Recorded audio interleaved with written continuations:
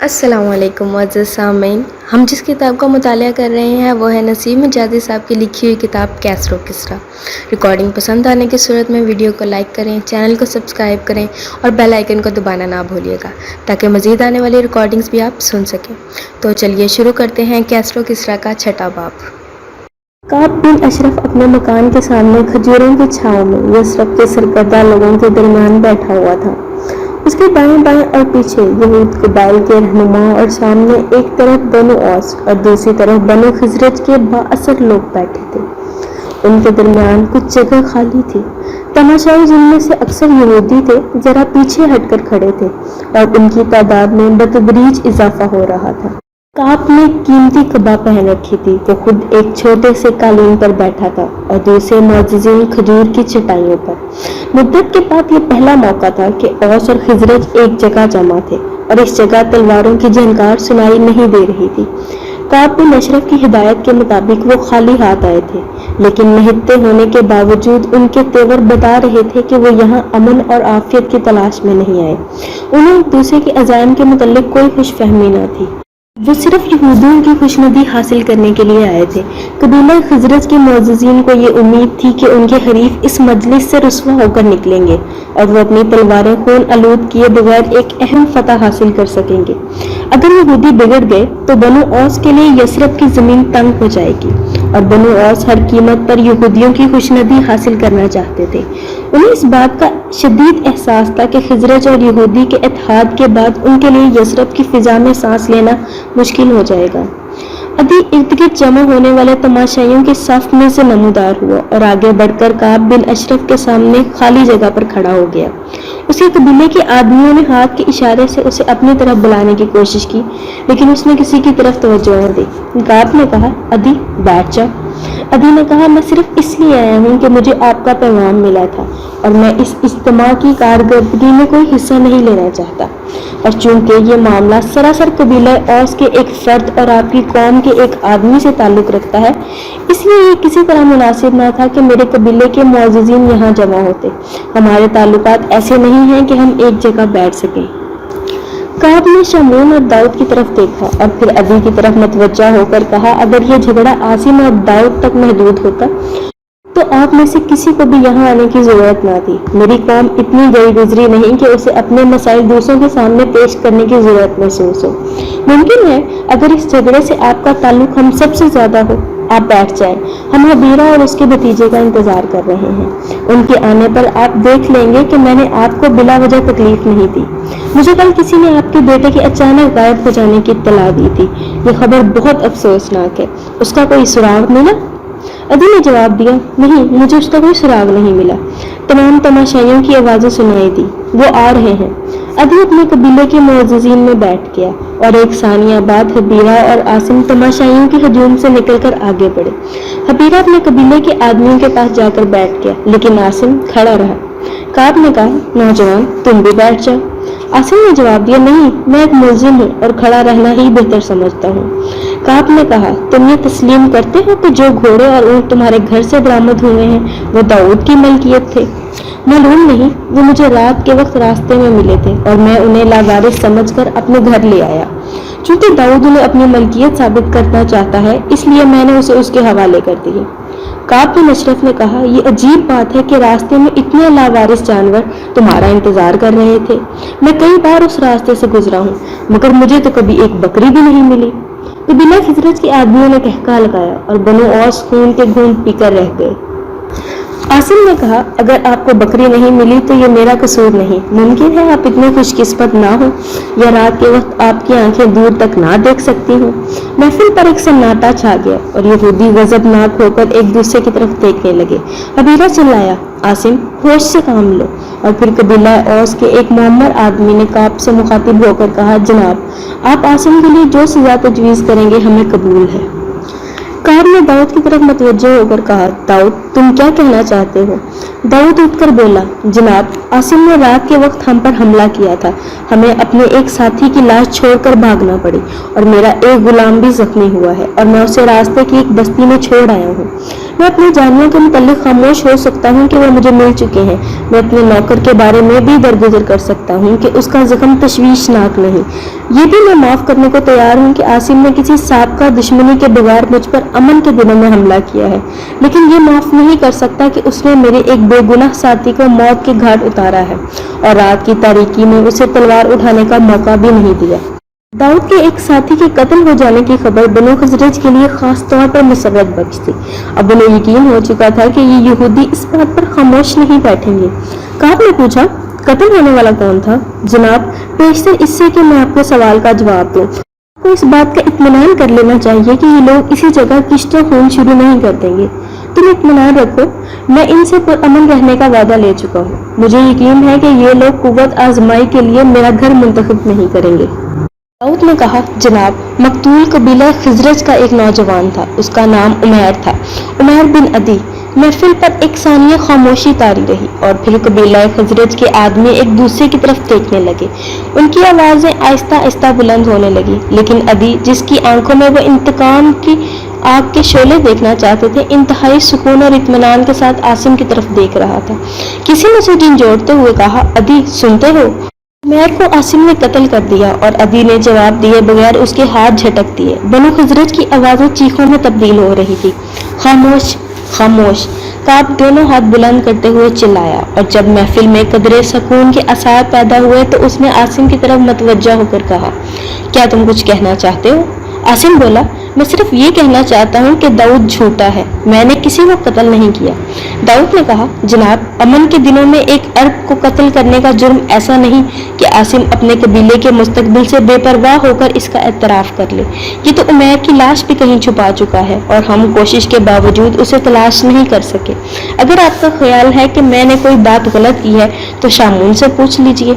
کعب نے کہا، کیوں شامون، تم کیا کہنا چاہتے ہو؟ شامون نے جواب دیا، جناب، عمیر کئی سال سے میرے پاس رہتا تھا، ایک دن خدا جانے اس کے دل میں کیا سمائی کہ وہ میرے گھوڑے پر سوار ہو کر کہیں چلا گیا۔ بعد میں مجھے معلوم ہوا کہ وہ میرے گھر سے کچھ نقدی بھی اپنے ساتھ لے گیا ہے۔ اس واقعے کی اطلاع میں نے اس کے باپ کو دے دی تھی۔ اس کے بعد داؤد اپنے گھوڑے تلاش کرتا ہوا یہاں پہنچا تو مجھے معلوم ہوا کہ عمیر یثرب سے نکلنے کے بعد اس کے ساتھ گیا ہوا تھا۔ میں یہ نہیں کہہ سکتا کہ عمیر کو کس نے قتل کیا ہے، لیکن داؤد کے جانوروں کے علاوہ میرا وہ گھوڑا بھی عمیر کے ساتھ تھا، کیونکہ اب عاصم کے گھر سے ملا ہے۔ آپ ابھی سے پوچھ لیجئے، اگر عمیر ابھی تک گھر نہیں پہنچا تو ہمارے لیے یقیناً اس کے سوا اور کوئی چارہ نہیں کہ وہ بدنصیب قتل ہو چکا ہے، اور مجھے اس بات کا بے حد ملال ہے کہ امن کے دنوں میں بھی قاتل نے اس کا احترام نہیں کیا۔ میں نے ابھی کو یہ تو بتا دیا تھا کہ عمیر میرے گھر سے چوری کر کے بھاگا ہے، لیکن داؤد سے باقی واقعات سننے کے بعد مجھے یہ بتانے کا حوصلہ نہیں ہوا کہ وہ قتل ہو چکا ہے۔ میری خاموشی کی ایک وجہ یہ بھی تھی کہ داؤد ابھی تک اس کی لاش تلاش نہیں کر سکا۔ میرا خیال تھا کہ زخمی ہونے کے بعد شاید وہ کہیں چھپ گیا ہو، لیکن اتنے دنوں کے بعد بھی اگر وہ واپس نہیں آیا تو اس کی وجہ اس کے سوا اور کیا ہو سکتی ہے کہ اس کے قاتل نے اس کی لاش بھی ٹھکانے لگا دی۔ اگر داؤد کا بیان صحیح مان لیا جائے تو عمیر کا قاتل عاصم کے سوا اور کوئی نہیں ہو سکتا۔ کعب عدی کی طرف متوجہ ہوا، آپ کچھ کہنا چاہتے ہیں؟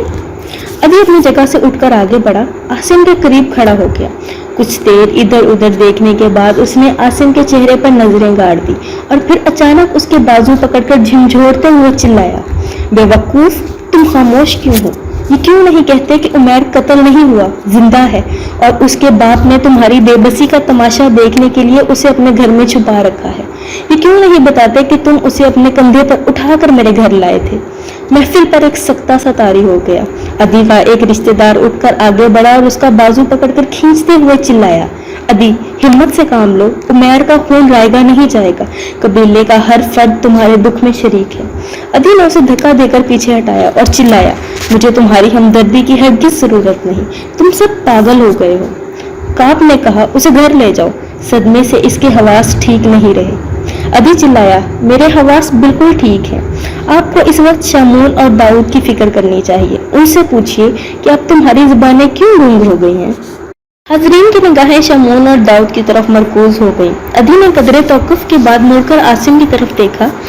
यहाँ एक ऐसा गवाह मौजूद है जो तुम्हें बेगुनाह साबित कर सकता है, तुम उसे आवाज़ क्यों नहीं देते? वह इन लोगों के सामने आने के लिए तुम्हारे इशारे का मुंतज़िर है। तुम्हारा जुर्म सिर्फ ये है कि तुमने उमैर को मौत के मुंह से छुड़ाया है। तुम्हें डर है कि तुम्हारे कबीले के लोग तुम्हें मातून कर देंगे, लेकिन मैं अपने कबीले के लोगों के तानों से नहीं डरता।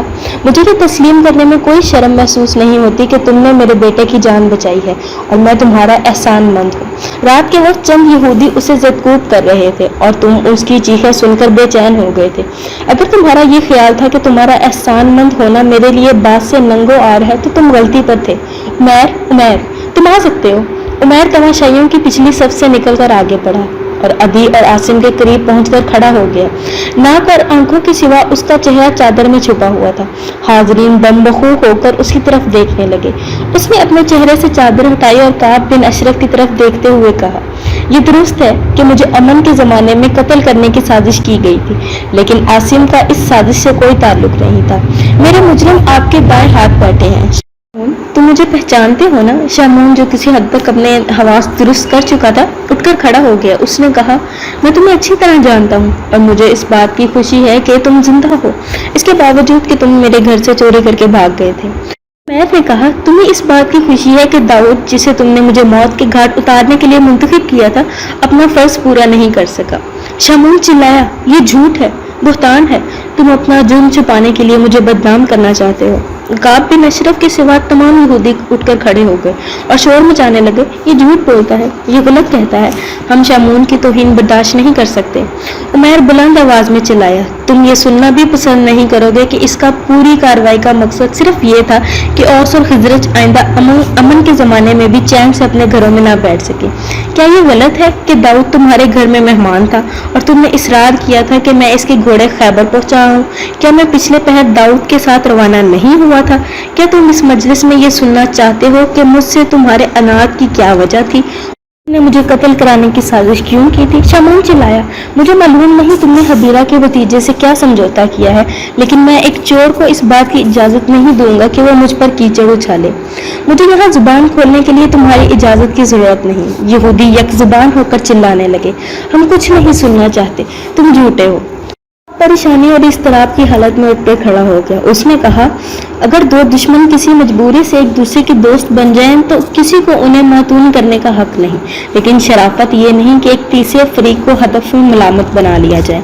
मैं औस और खिजरज को मुबारकबाद पेश करता हूँ कि उनके दो जवान मसालत के लिए मैदान में निकल आए हैं, लेकिन मेरे लिए ये बात नाकाबिले यकीन है कि शामून ने उमैर को कत्ल कराने की साजिश की है। औस और खिजरज अगर एक दूसरे की तरफ दोस्ती का हाथ बढ़ाना चाहते हैं तो मैं उन्हें यकीन दिलाता हूँ कि हमारी कौम का कोई फर्द उनके दरमियान हायल नहीं होगा। हुबैरा ने बुलंद आवाज में कहा, औस और खजरज के दरमियान कभी दोस्ती नहीं हो सकती। हम इस कदर बेगैरत नहीं कि अपने अजीजों का खून भूल जाएं। कबीला खजरज के एक आदमी ने कहा, और तुम्हारा ख्याल है कि हम बेगैरत हैं? मन्नात की कसम, जब तक हमारी रगों में खून है हमारी तलवारें न्याम में नहीं जाएंगी। एक सानिये के अंदर अंदर महफिल का रंग बदल चुका था और यहूदी जो कुछ देर पहले एक गैर मुतवक्का सूरत हाल का सामना कर रहे थे, अब इत्मीनान से औस और खजरज के अकाबरीन की तकरीरें सुन रहे थे। काब बिन अशरफ ने कहा, याद रहे तुम लोग मेरे घर पर पुरअमन रहने का वादा कर चुके हो। मुझे तवक्को है कि इन वादों का पास किया जाएगा।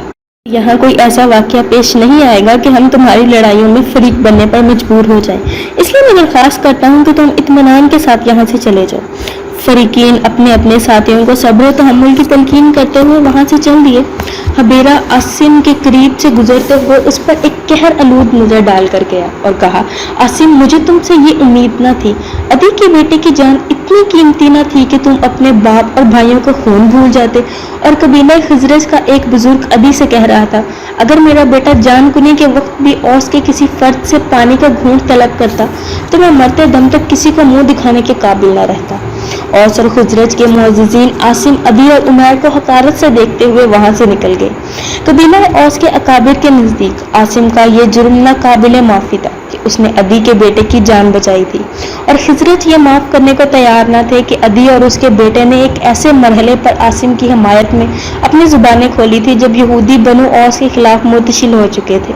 یہ تینوں کچھ دیر پریشان کھڑے رہے۔ جب ہجوم منتشر ہو گیا تو عاصم وہاں سے چل دیا اور عدی اور عمیر اس کے پیچھے ہو لیے۔ تھوڑی دور جا کر عمیر نے آواز دی، عاصم ٹھہرو۔ وہ رکا اور مڑ کر دیکھنے لگا۔